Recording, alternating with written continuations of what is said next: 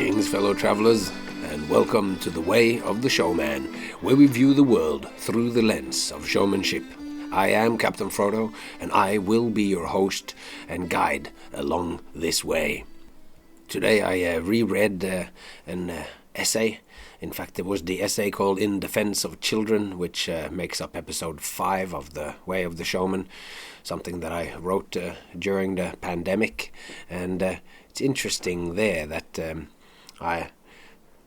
you haven't, when you write and go on about things as much as I do here on the podcast and in real life, it's hard to keep it all in your mind.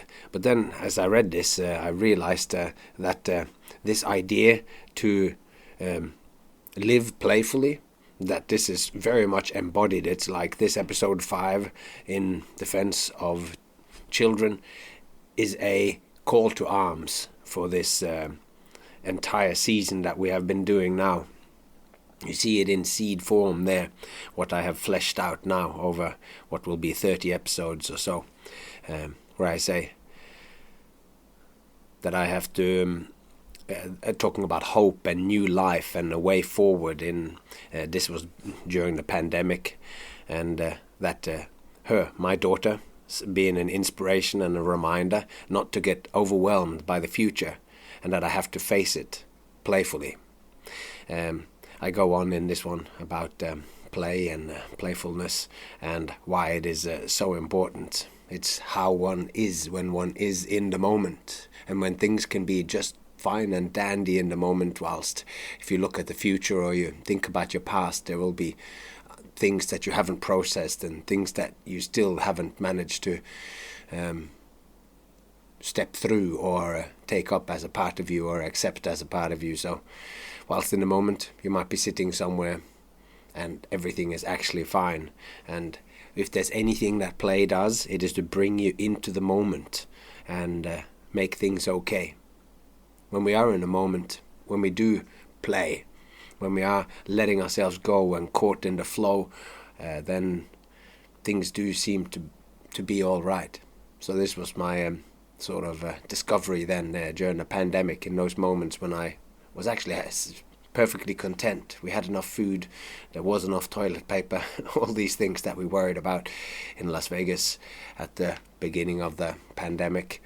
We had everything, and I was there with my daughter, and then I was drawing inspiration from her attitude towards life, being in a moment playfully all the time. So that was interesting to see. It was coming together that I read that now just towards the end of this long run that we've had. I read it for unrelated purposes, so it was great. A little synchronicity, as Carl Jung might have called it. But let's jump into the synopsis for last time. I don't want to go into too much detail here. We basically wrapped up our talk about the second criteria of play, which is that play is apparently purposeless and that it is done for its own sake. And what we spoke about was first friendliness and the importance of friendliness, and how we can be friendly towards an animal, and we can even think that it's like if you are friendly towards a mountain, what does that mean, and how this could work out positively for the entire existence. And then I actually I wanted to talk about show deficiency, and that lined up perfectly with a piece that I had written about play deficit, which what happens, the things that one can expect to happen when a child does not get enough play, or for some reason does not play enough for inner or outer reasons. So I spoke about those things first, and then after that I talked about the possibility, if it could give us anything, any insight, any inspiration, to talk about the possibility of a show deficiency. And just in the way that the world seems to connect up whilst you're busy thinking about something, one of the things that I talk about, when would we know that the world got to experience less shows, less gatherings of where they could experience something like showmanship, be it in the form of a lecture, be it in the form of a magic show or a street show, catching them unawares on the street in one of those glorious gifts that going down a walking street in a town might afford, that all these were gone, that opera houses were closed and theatres were closed, etc. And of course, I am no expert on these things, and sociology and sociologists and people will be working out these things, but from the surface level exploration that I did find some some evidence that collectively we suffered a bit of show deficiency, and suffering from show deficiency has eerily similar effects to what play deficiency might have. So yet another little tantalizing bit of evidence that play and showmanship might be closer than the average person might think. All right, so with all that said, let's move into the next criteria 3. So, let's jump into the world of ideas.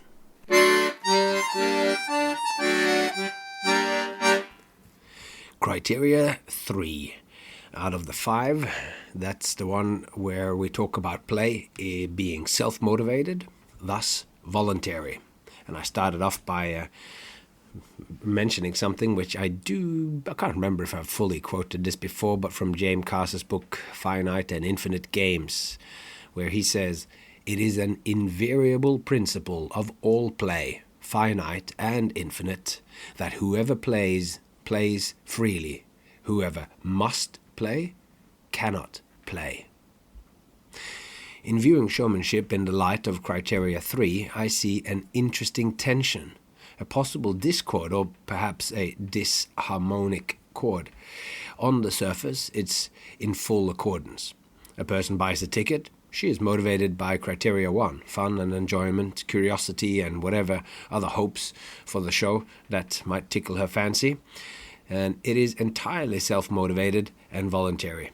And by criteria 3, and James Cass's third stanza, this quote that I just did, that's actually the third stanza. He divides his book up into these stanzas. What ensues is en route to be play. It's voluntary, all of this. And criteria 1, fun and exciting. And, maybe it's apparently purposeless apart from that she hopes to have a good time. So if we return to then this idea of a street show, which is like the archetypal kind of show with the showman on the market square, the self-motivated or the self-motivation to stay and watch the show is absolutely entirely voluntary. The threshold for walking away is very low. The only thing that is holding you there is your curiosity and the enjoyable way your attention is being held by the showman. And this brings out the first of the notes making up our potential discord. And this is the asymmetry of the showman-audience relationship. If this was a relationship that was like a child's game of free play, it would look from the outside quite lopsided, like one of the children, the showman, being very much in control or dictating the game. And the other child, which could be then the audience, is letting themselves be steered by the other. There is a clear difference in control as the showman is presenting their pre-prepared material in such a way that it will, based on the performer's experience, most efficiently capture your attention. You are, to put it negatively, lured into a presentation which has whatever material it displays carefully crafted to hook you, to hook a spectator. When we are talking about a street show, there exists what's known in the business as a formula. It's a particular structure that will, within reason, guarantee success once it's mastered. I won't go into the details, It will suffice to say that you call for attention first, you build an audience by promising some spectacular and worthwhile finale, and then you do a slow but steady preparation for this final stunt. And just before doing your stunt, you mention money, and this is what you do for a living or for money. And then you do your trick, thereby fulfilling your promise, and you make a quick, funny mention of money and maybe how much you hope each individual donation will be, and finally you stand there, classically at least, with your hat in your hand, and they come forward and drop in their donations. That's the rough outline of the formula. And now to the question, is this asymmetry a game? And if it is so, is it a healthy game? And I ask this since anyone who has observed children playing when a game has been hijacked by some playground bully or some kid who has worked out that they can use the threat of ending the game to force the other kid to comply with their wishes and demands. Like an imagined conversation, I want that toy you're using. But this is my favorite toy and I'm afraid it will be dirty. Well, then I don't want to play. Okay then, and the kid hands over her favorite little mouse toy. This scenario is not completely made up, and witnessing it hurts. Maybe one of the kids don't get to play so much with other kids, since they're always moving around from one town to another, so she really wants to play with this other kid. Alright, that got pretty loaded, but it certainly highlights the potential problem in any power balance. From this, we see that there could certainly be an issue here, which could perhaps still technically comply with criteria 3, that game needs to be self-motivated and voluntary. So the girl handing over her favorite mouse does want to play, so it is self-motivated, and in theory she could just walk away and say no, but these two criteria are now in discord. The chord that's resounding is distinctly uncomfortable. The player in charge is holding an unpleasant seventh chord, if you want to go with the musical analogy. But then again, who knows? As the mouse is handed over in hopeful trust, perhaps the game which ensues is the best game she's ever played. Maybe the one of the players is demanding the mouse is the most inventive and fun playmate exactly because of his or her ability to orchestrate games. Maybe he has an innate ability and understanding of making fun things happen, akin to what we find in an experienced showman. We have all met people like this, who might not be the best listeners, but which are a whole lot of fun to be with. The point of singling out this note about the asymmetric power relationship is to show how this can make the question of how voluntary a game or then a show, that it's hard to answer. We end up coming into territory which in legal circles are called undue influence. This is when one person is able to persuade another's decision because of an imbalance of power. Or in other words, if someone is using their standing within their relationship to influence the decisions of others or another person.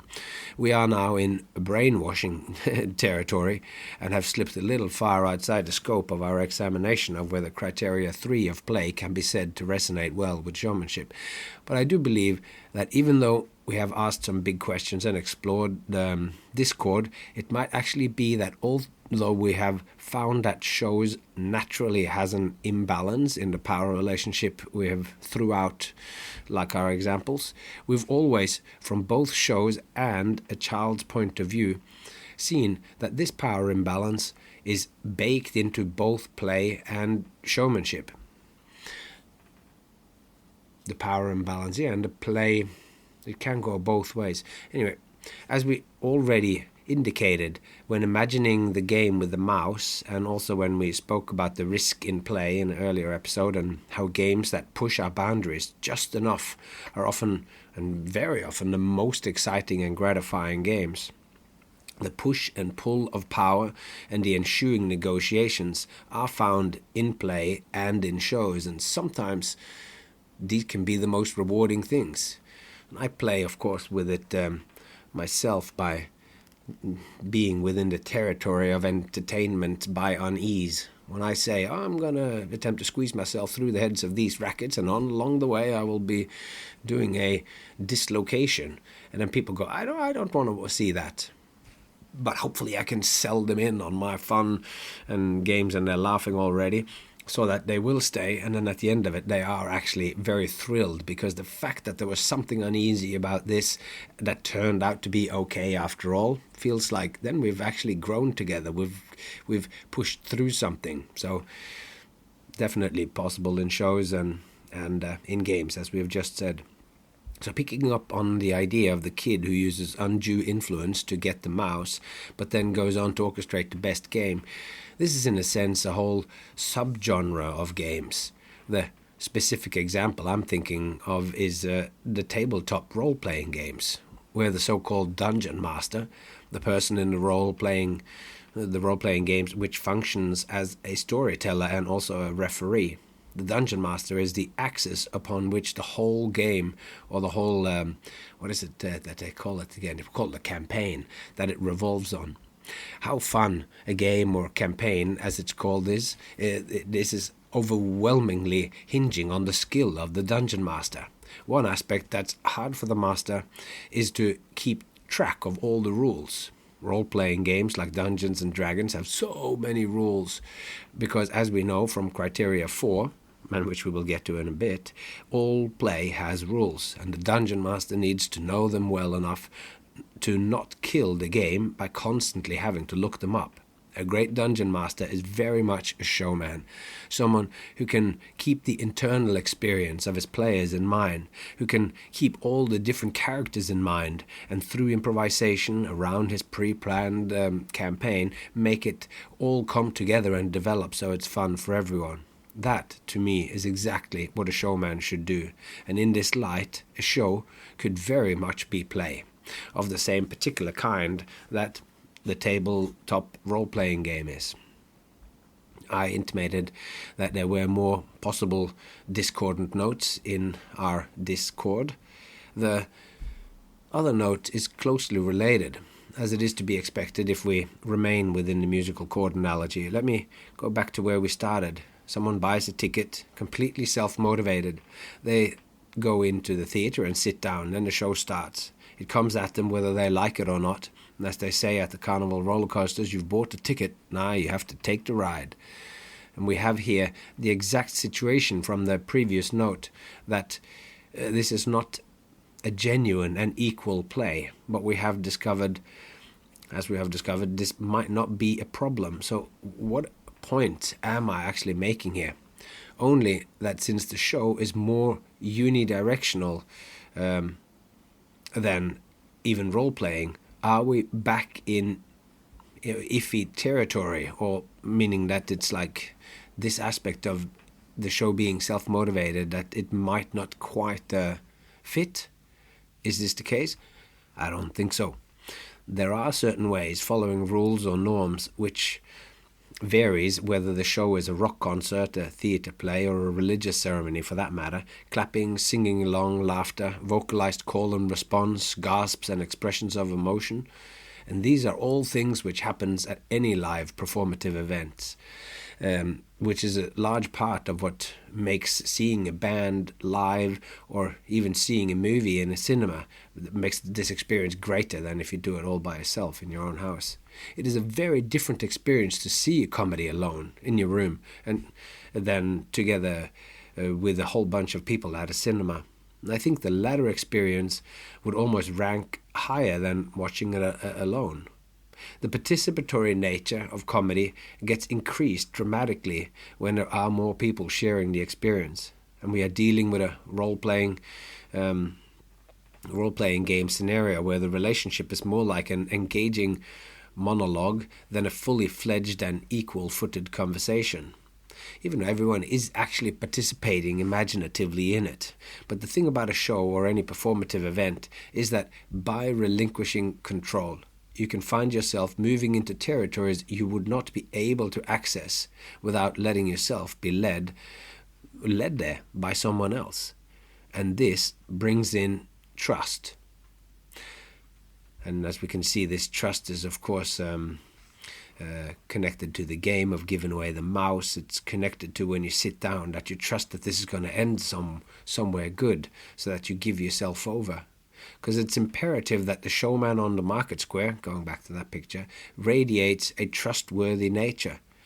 Not that they can't have any shady, unpredictable or flawed characteristics, but on the very base level of trusting that if you invest time and attention by watching him, it will be worth it. He's got to make you trust that if you follow his lead, you will be glad you did.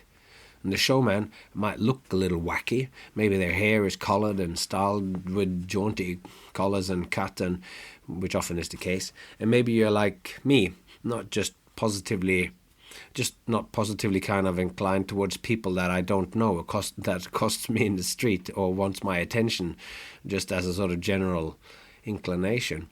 There might be something iffy about the start of the encounter, in the way that the person who has bought a ticket, forking over their hard-earned cash, might be sitting in the auditorium thinking, well, this better be worth it.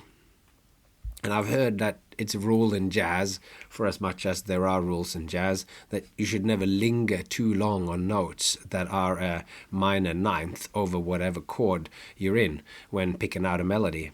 And my understanding of musical theory is too sketchy to be able to fully grasp the mixing of numbers with notes, but what it essentially means is that you can play a discordant note, but only if you use it sparingly, and it leads to something rewarding, much like how everything became all right when the mouse was not smooshed into the dirt in the game, but instead became the springboard for the best experience. So the discord in the "this better be worth it," where the person is reluctant to throw themselves in. They have joined in, but they're still not sure. And then the natural trepidation in encountering a street performer with red spiky hair playing loud music and waving a stick on fire around while standing on top of a bin. This might be like that sparingly played minor ninth that they talk about in jazz. It's the beautiful tension awaiting release in the fruition of the show. So the show then starts, and if you, as a performer, does your job well, you will get their attention as the curtains open, and you will maybe have placed some of your best material up front for the exact purpose of winning them over. You got their attention, and now you need to modulate it into interest. This, though, when we get down to the nitty-gritty details, is, at least when we break it down sort of theoretically, a two-step process. The first is to make them, the audience, want to know or learn more. This is actually part of the definition of what interest is. You have their attention, but that can be gotten by coloring your hair red and waving fire around or popping a paper bag. But making the audience want more needs something more. And one way one can do that is that we mentioned from the sort of street show formula is of promising them something amazing that will happen in a while.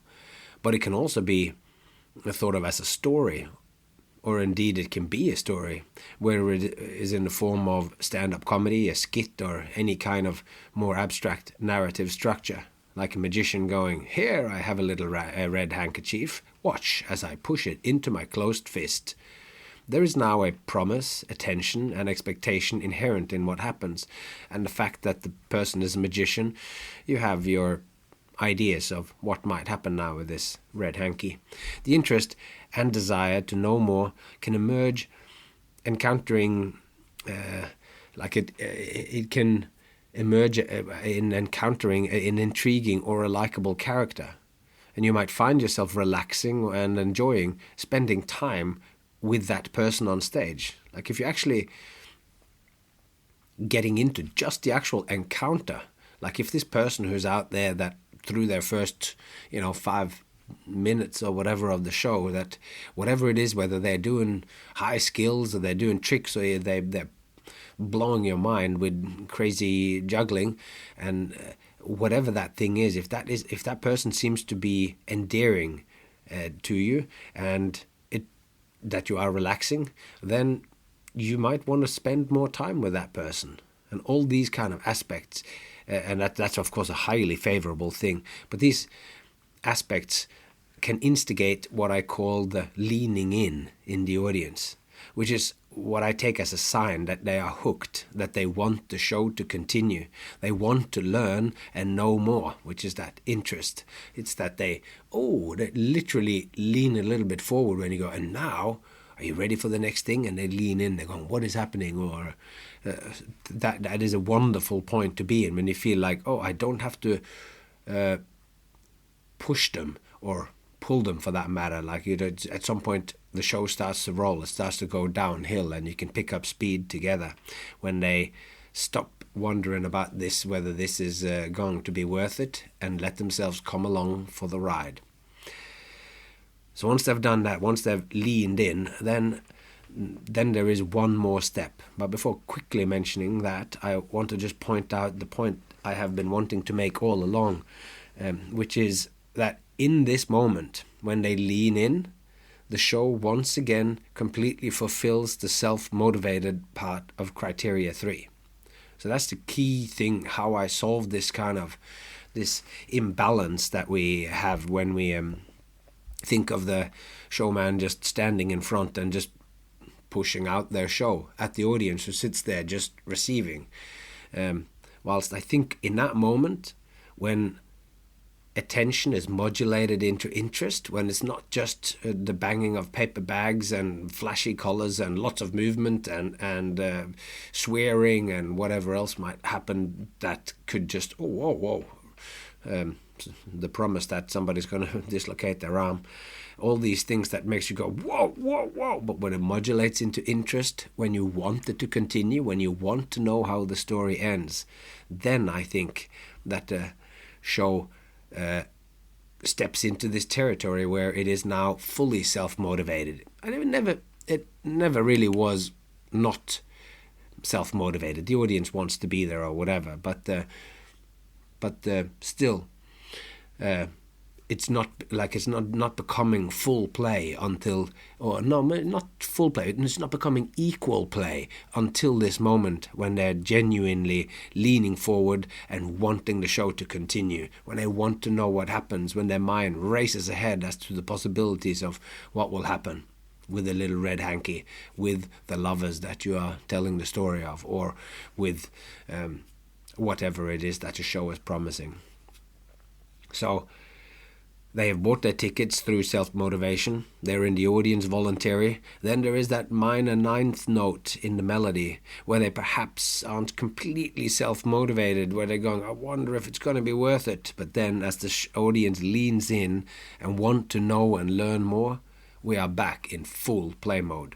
They are voluntarily there, and they genuinely are self-motivated participants in the show, which, bringing it to a close, is the final stage of modulating the audience experience. It is the immersion and deep participation the audience feels when the show is fully rocking and rolling, and bringing then with it, as so many surfers on the waves created by the showmanship, the audience is fully pulled in and part of the show, like players of a thrilling Dungeons and Dragons campaign, like the participants who wholeheartedly feels part of a religious ceremony, or as members of a larger unity of people connected to the many others sitting beside them, facing the same way as themselves, whilst facing on the stage before them a lone showman who faces the other way, and who so fully showed himself worthy of their trust, and gave them back the time and attention they gave him,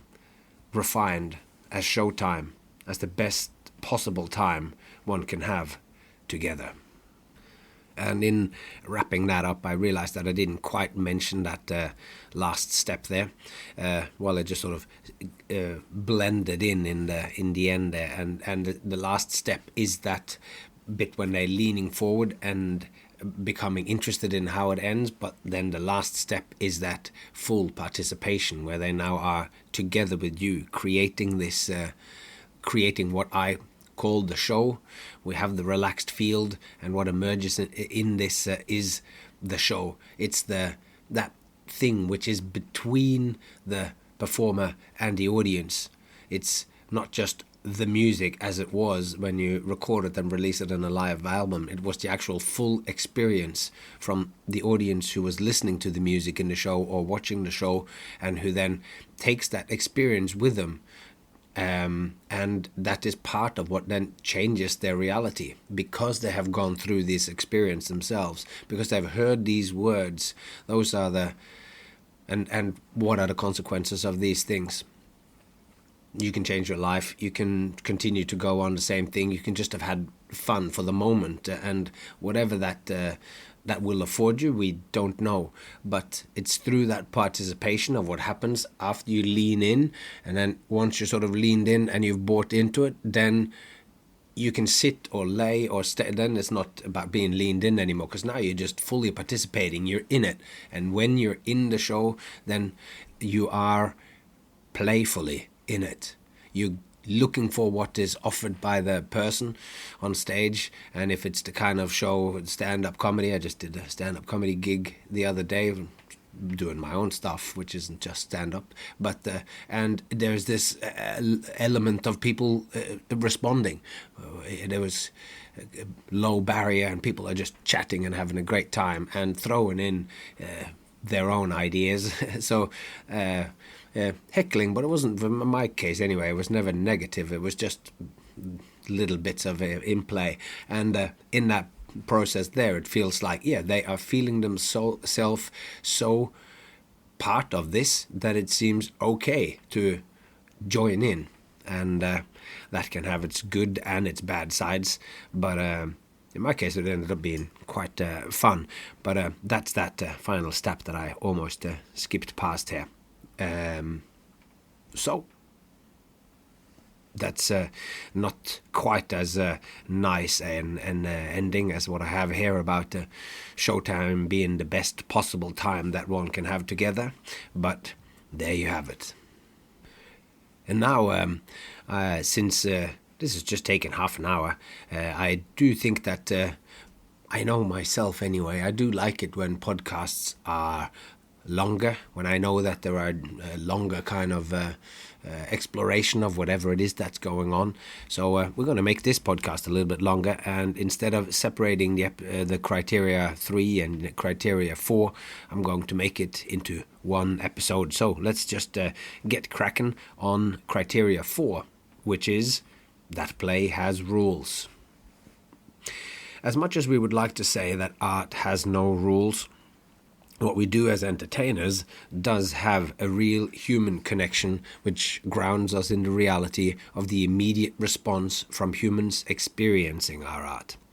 Since we as showfolk are practitioners of a craft which is grounded in a participatory shared experience where human affect and the responses from the audience are vital, then we find a certain set of rules emerge from the spectrum of desired responses. If we, as we have discussed earlier, want our shows to afford our audience a gripping experience, one that captures them and invites them in, and then keeps them inside this shared reality bubble, or this relaxed field, or this area of interest, as we've all called it before, then it places certain constraints on us as performers. This is, in my eyes, an absolute necessity for all work, for work to emerge at all. If you sit in front of a canvas or step into a rehearsal room with no ideas, no tools, no tricks, and really have no limitations at all, then chances are chances are nothing happens, but the threshold to make something happen becomes more difficult, because at a deep fundamental level, work is about constraint.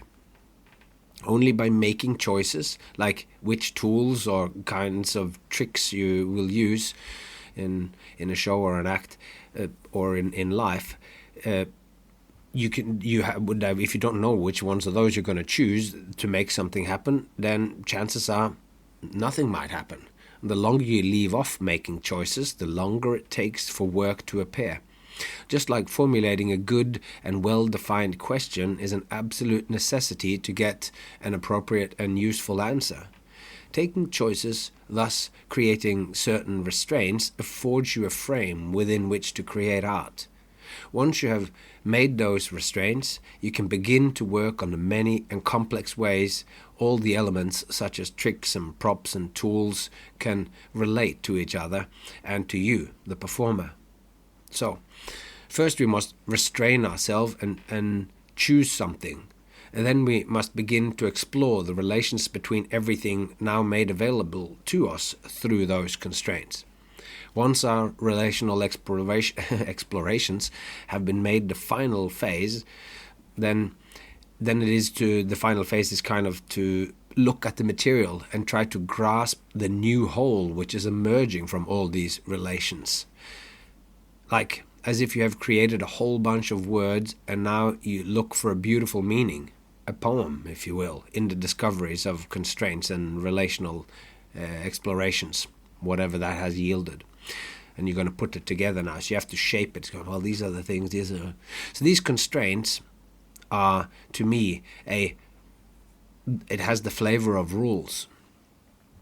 One of the specific constraints that I face constantly in my work as a commercial artist, by which I mean that I'm making a living, i.e. supporting my family with the financial fruits of my artistic labors, that is that my art needs to be relatable and effectively affective. It needs to be relatable and effectively affective.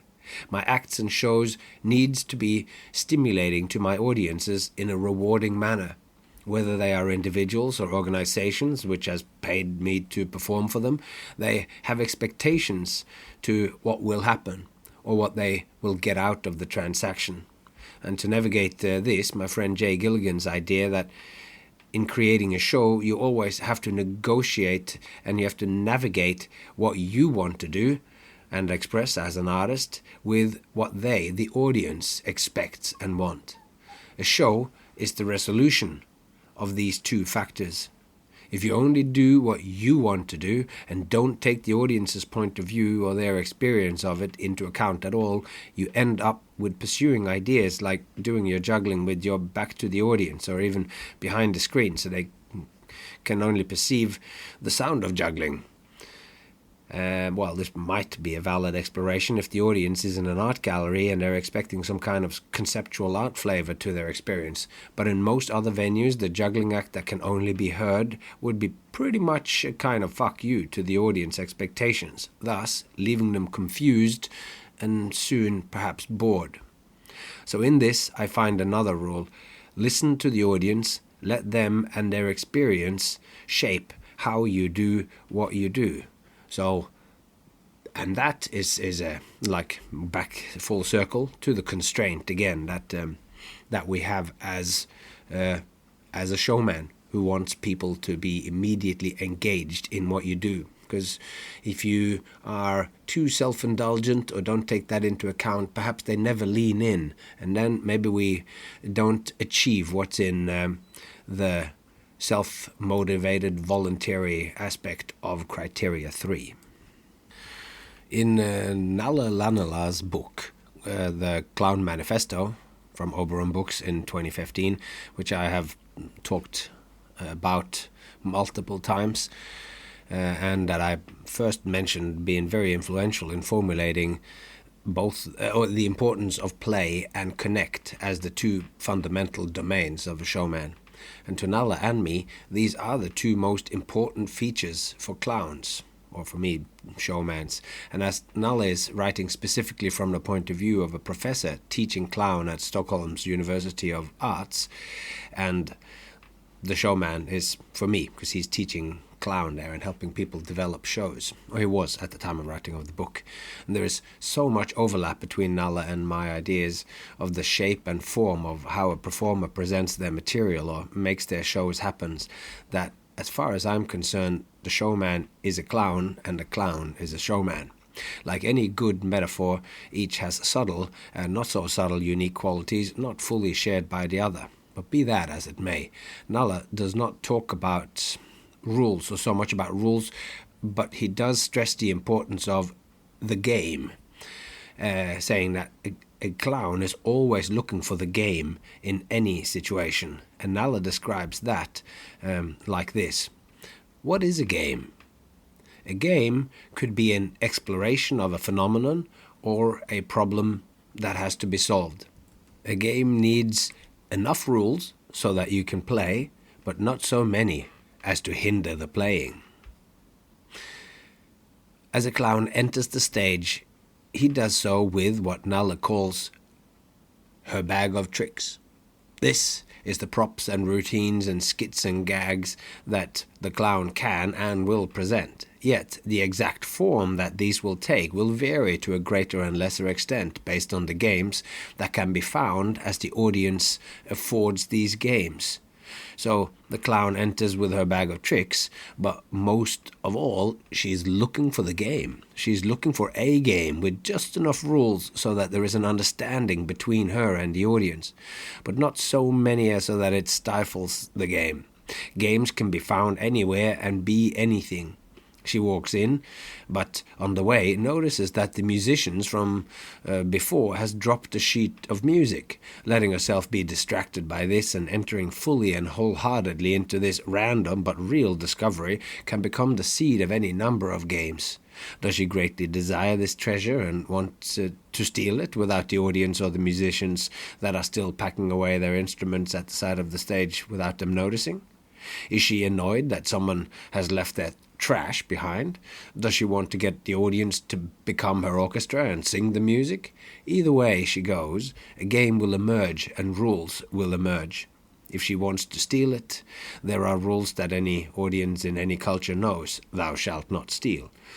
Although the Christian God gave this as one of his 10 commandments, it is a feature of every society the world over, intimating that she wants to steal it, back to the clown now, not God, by looking at it surreptitiously and with a nonchalant, I'm not doing anything here, whistle, saunter over, and then through a prolonged sequence of exercises attempts to pick it up and hide it in her costume. This has all the hallmarks of what Nalla calls a game, and has in it all kinds of rules. Some rules are societal rules, and others will spontaneously emerge, like if the clown, for somehow a reason, decides that the best and only way that she is allowed to steal this sheet music is by grabbing it with her feet. Then this is an emerging rule. The beautiful thing, though, that Nalla points out is that just like in our theoretical exploration of the rules in play, the rules in any given game can change. And Nalla says, quote, the clown must dedicate themselves to the game, even if it changes, end quote. At the drop of a hat, literally or metaphorically, the clown can throw out the musical notes the rule that has just emerged, that the musical notes can only be grabbed with the feet, throw that rule out and exchange it with, I can only pick it up if I can catch it in my hat. Whatever. Like they can just change the game. Like they pick it up and it doesn't work, and then now they have to pick it in, catch it in the hat. All of this stuff that can happen in the thing, and as soon as they throw it up and they've found out how to pick it up, taking their giant shoe and their stripy sock off, and now they're managing to throw it up in the air and they're ready to catch it, but they realize that this can only be caught in the hat. Now the audience knows the rules have just changed. It's like they can't just pick it up and put it in their pocket, and if it's played and the audience is in on it, then this new rule that has emerged will now afford all manners of new complications and hopefully fun adventures. So just like how if a child involved in an imaginative game can change the rules along the way, as long as they can convince the other players that this change will be fun. This is the same as with the clown there. If the kids are playing on their own, then these changes happens in a stream of consciousness kind of way, only guided by their own self-motivation. Did they want it to be like that? Is it fun to do that? Do I want it? And then they just do it. But when it happens whilst playing with other kids or others, then negotiations often become necessary. Anyone paying attention to children playing will notice that a huge part of the games, particularly in the beginning, is establishing the rules. They are literally creating the structure of the world that they will explore. All right, who is who in here? What is our relationship? Who decides whether it's nighttime and daytime? And who decides this, that, and the other? And so it's this huge setting up of games. Much like when you're learning a board game, that first, it's a little bit of a hard slog where you're reading the thing and translating out, working what all these different parts that you've got in a box, what are they being used for? But soon after that, game proper will flourish. So in creating acts and creating shows, when we plan them, we must create and decide on the rules of our game. These rules and structures will always be present, even if you choose not to think about them. If you haven't thought it through, you might not be aware that you are constantly changing the rules in such a way as to forget that all the while the audience is seeking to understand the rules of your game or your act or your show. They are always looking for the rules. How are they to interact, they wonder. What's okay and what's not okay? Are they allowed to sit back and just watch you like a television, not clapping, not laughing, just sitting there?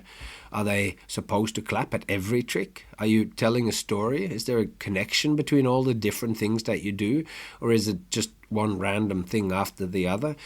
Is it a random fusion of both that somehow hangs? And if you aren't aware of the rules of your performance, that these changes, then it could, to a greater or lesser degree, confuse the audience, hence get in the way for maximum fun and entertainment.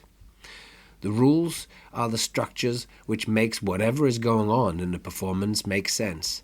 It's the shared understanding, moment to moment, of what's going on. It can always change. From there only being one performer on stage, all of a sudden 6 people from the audience might be invited, or 2 musicians might appear to join in, and the rules changed, and it expanded a game we thought we were playing into an adjacent possible game. The rules can change, but there are rules, and in an important way, it's the audience grasping these unspoken rules which allows them to access the show.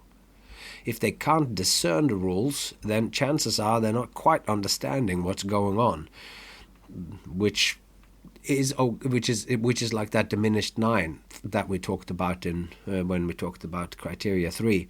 So if they don't understand it at all, what's going on, that they don't understand the rules, then that could mean that they won't experiencing it as meaningful, because there is a really strong link between understanding something and it being meaningful. It carries meaning. It makes sense. If you don't understand something at all, chances are you don't quite see the point of it or the meaning in it, and it doesn't get written down in your diary as one of the meaningful experiences of your life if you don't understand it. But as soon as you start to understand it, then there's a link between meaning and understanding. So I believe meaning isn't something which is. It is something which happens. An artist might pack their show with a whole lot of meaning, but upon experiencing the art, if an audience don't understand what's going on, then no meaning can happen. If somebody reads me a poem in Japanese, then chances are that I won't find it very meaningful, because I simply do not understanding. I don't understand Japanese, but that it might have some value, like a Dada poem, which didn't have any words but just sounds or whatever, or soundscape poem, or anything. It could have this in an art kind of way, but that's sort of beside the point for what we're talking about here. If we allow that a 19th century Japanese poet's carefully crafted words has no more or less value when one understands the language, is just silly. Like, you can listen to a poem in another language and get a sort of sound flavor of it, but the meaning of that poem is that the meaning which is contained in those words is in a large part not there. So if, on the other hand, I did speak Japanese, I might be moved to tears, I might be sucked into that poem and the poet's work to the extent that I would want to write a book about her. This is the power of things we found deeply meaningful. When we understand a poem, maybe we find it to speak directly to us, which the best poems does. They speak directly to us through time and space. The philosopher Henry Bortoft talks about this in his book Taking Appearances Seriously from Flores Books 2012. Bortoft describes meaning not as a static thing, but as a dynamically constant unfolding. It's something which happens between the reader and the text, or the showman and the audience. In a text or a show, there is a whole lot of intended meaning. Any act is the result of the meaning and the intent of the showman creating it. So the meaning that is experienced. So certain artists might think that this is the only thing that matters, what the showman is presenting. They present their acts as created, whether there is an audience present or not. To such an artist, the only important thing is what it means to them as an artist. Whilst the audience's mirror position would be that they don't care at all what the showman wants, what he thinks his act means. All they care about is whether it makes sense to them. Like, does it entertain them? Do they enjoy the experience? The middle way here, the midway, if you will, is what Jay Gilligan talked about, that there is this frontier between what the showman intends and what the audience understands. Or, what I have my ideas of what I would like to do in the show, but I got to meet the audience a bit. If they expect it to be just a funny thing and all I do is talk about sad things that's happened to me, then they might be disappointed and just be so hard to, you got to be somewhere in between. So, this is this dialogue between what I'm presenting and what the audience is willing to or can get from it. This is where meaning emerges, where meaning happens. When talking to someone, then understanding is paramount. If you don't care whether the other person understands what you're saying, there is no point in talking. We talk differently depending on who we talk to. We talk differently to children than to adults, and to the guy that cuts us off in traffic and our mother. This is because we all implicitly want understanding to emerge in any dialogic encounter. When our dialogue partner understands what we're saying if your dialogue partner understands what you're saying, then like from your words, your gestures, your volume and your facial expressions, then they will know what you mean. I mean, I'm sitting here as I'm telling you this, I'm jiggling my arms and all that and pointing out and pontificating. So, just to add to that with the gesture and facial expressions. So the sum of all of your expressing will be understood in some way, and from this, meaning will emerge. And the exchange is then becoming meaningful. If we don't understand something, it is practically meaningless. The way that you choose your words when talking to an audience of children, the way you act, the games you play with them, will determine whether they understand you and find the art experience meaningful. The way this happens is through our shared understanding of rules. Each and every kid negotiates rules in every single game they play. In any game on playgrounds or right in a moment of meeting you, presenting a show for them, they are looking to rules, structures and patterns to grasp. What is it that's going on here? Any rule they discover in your games will give them a way in. It will serve understanding and thus making what you do make sense to them.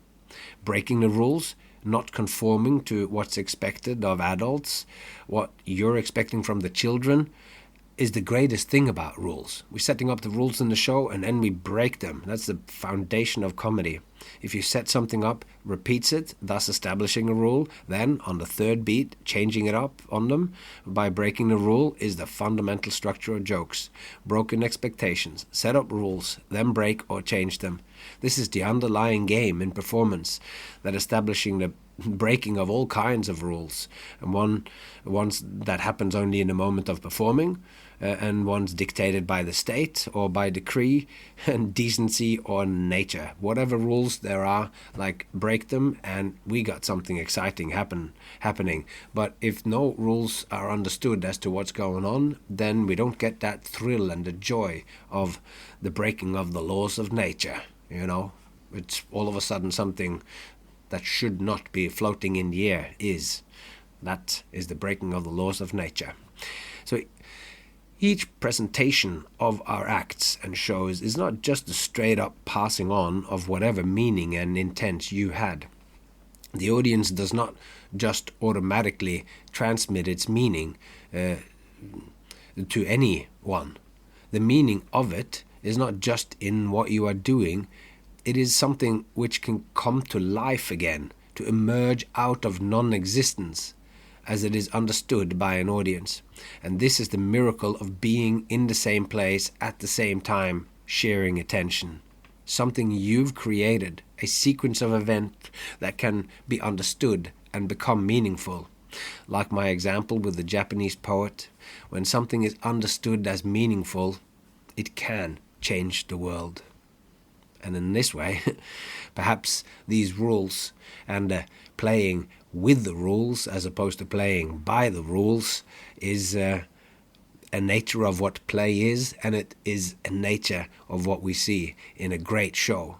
So when you take it in and you really see and you really get the feeling, because you thoroughly enjoy it, you are completely engrossed in the show, you are completely voluntarily and self-motivatedly participating in the show, and you see these changes of the rules, you might take some of these changes that have been proposed and enacted and happened meaningfully in the show, you might take them out into the world, and in that way, like the Japanese poet, like the clown, stepping in front of the audience with her bag of tricks, your play with the rules can change the world. All right, we are rapidly approaching the end of this. There is only one more of the criteria left to cover, and I hope that these last few episodes have sparked some more links between your own work and the criteria of play, and I hope that you, over the journey that we have covered together here, that some of these little things have successfully been adapted and adopted into your work. I hope that it has found its way in one small or large context into the actual act that you're working on, the actual shows that you're doing. And maybe it has, if I could wish big, it is that it has found a way for you to modify and to your actual life. Because we do have, as performers, we do have our shows, but we also have our lives. I see that divided in the show and the man. Showman. We are the show is a big part of us, but we're also human beings.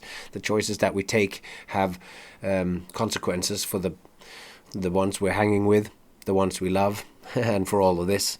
So I hope that this has made that difference to you. And to end it on my usual plea, it would make a big difference to me if you would tell someone that this podcast exists. Tell them that this podcast could potentially change their life, like it might just have changed yours.